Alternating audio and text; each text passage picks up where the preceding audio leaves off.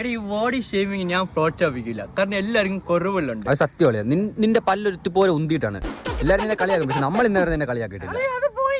ഞാൻ അല്ലടെ അവണ്ടേ കണ്ട ഇവന്റെ കണ്ണിനും കൈക്കെല്ലാം പണ്ട് ഒരു കുഴപ്പമുണ്ട്, എല്ലാരും എന്നെ കളിയാക്കും. പക്ഷെ നമ്മൾ ഇന്നേ വരെ ഇല്ല. എന്തുകൊണ്ട്? സ്നേഹം. അയ്യോ നീ കരിഞ്ഞിട്ടാണ്. അങ്ങനല്ലേ ഈ അൽഫാം ഇങ്ങനെ കരിയില്ലേ, അതിന്റെ ടേസ്റ്റ് ആണ് അടിപൊളി. ഞാൻ അല്ലറ പുല്ല അവൻ പറഞ്ഞ അത്. അഴുവാരെ നിന്നെ എല്ലാരും കഴിച്ചിട്ട് കളിയാക്കും. പക്ഷെ നമ്മൾ അങ്ങനെ വിളിക്കുന്നുണ്ടോ? ഇല്ല. അളിയ body shaming is A dirty business. നമ്മളത് ചെയ്യയില്ല, ആരെയും കൊണ്ട് ചെയ്യിക്കയില്ല. ആരാണ്ട് ക്രെഡിറ്റ് ചെയ്യണം. നീ അത്രയ്ക്ക് ചിരിക്കണ്ടേട്ടാ, പല്ലൊരു പൊടിക്ക് ഓവറാണ്. എന്തെങ്കിലും വെച്ച് രാവി വിടേണ്ടി വരും. അത് പറഞ്ഞപ്പോഴാ നീ നാളെ ഫ്രീ ആണെങ്കിൽ ഒന്ന് വീട്ടിലോട്ട് വരണം.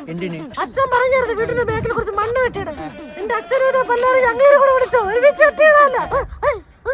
അതൊക്കെ ഞാൻ വെട്ടിയിടാ. അത് ഈ കോടക്കണ്ണ വെട്ടേണ്ട സ്ഥലം നീ കാണിച്ചു. കുഴപ്പമില്ല.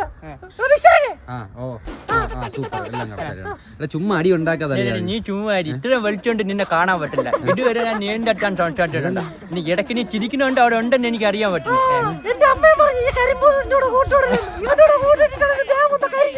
ഓ പിന്നെ എടാ പാടാ മാലക്കണ്ണ, നീ എന്നെ എന്ന് പറഞ്ഞിട്ട് നീ അപ്പുറം ചേച്ചിയുടെ വീട്ടിൽ ചെന്നല്ലേ വിളിക്കണേ. എന്നിട്ട് അവരെ ഭർത്താവ് അടിച്ചു പഠിച്ചപ്പോഴേ പിന്നെ അങ്ങോട്ട് വരാത്തത്. അല്ലോ സൂപ്പർ ഡേ മാറാ അണ്ണിപ്പല്ല വഴിന്ന് ഞാൻ പോണു.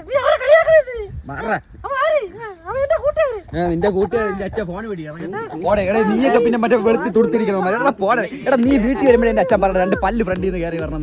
എടാ മാല നിന്റെ പണ്ട് തുഴ കണക്കിരിക്കണം. ഇറങ്ങിയത് ഇവിടെ ഇറങ്ങി തുഴഞ്ഞു പോകും. പോടെ ഇറങ്ങി നീ പോടാ. നിന്റെ മാമ പോടാ. ഇരുട്ട് നിന്നെ കണ്ടുവിടടാ. മറ്റവന്റെ കണ്ണാടി വാങ്ങിച്ചു വേടാ വാളപ്പല്ല.